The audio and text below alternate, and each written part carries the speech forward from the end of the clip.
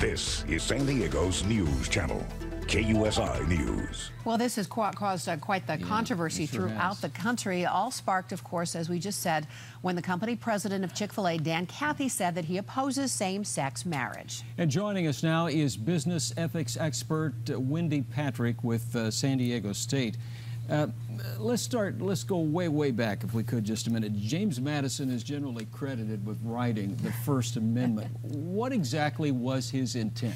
Right, his intent was to have today be perfectly permissible, Wednesday be perfectly permissible. What we're seeing is an exercise of First Amendment rights from people on both sides of the issue. Dan Cathy was within his First Amendment right to espouse his views. The people today are perfectly within their First Amendment right to do the same.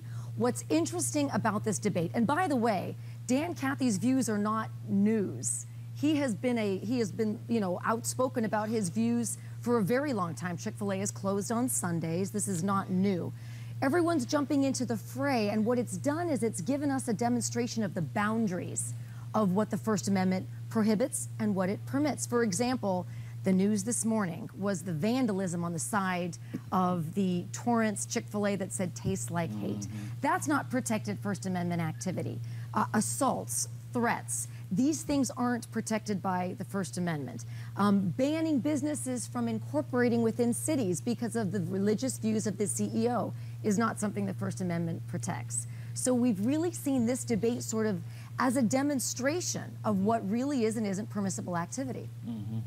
This is really, as you said, a question of freedom of speech, especially when you consider companies like JCPenney's can come out and they can basically support gay marriage and barely get any criticism, yet when Chick-fil-A takes a stand, it's just the opposite. It causes a national uproar. Why is that? One company can do one thing and another can do another.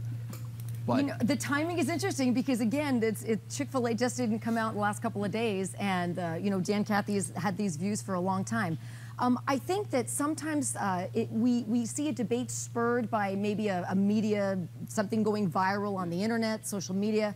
We saw the video from last night causing a lot of controversy. In other words, can somebody's employer fire them because of their activities when they're not on the clock? And obviously we know there's a difference between government employers and private employers and whether or not somebody is engaging in political activity. But I think sometimes sort of the side notes end up getting publicized in a fashion that reignites a debate that isn't new.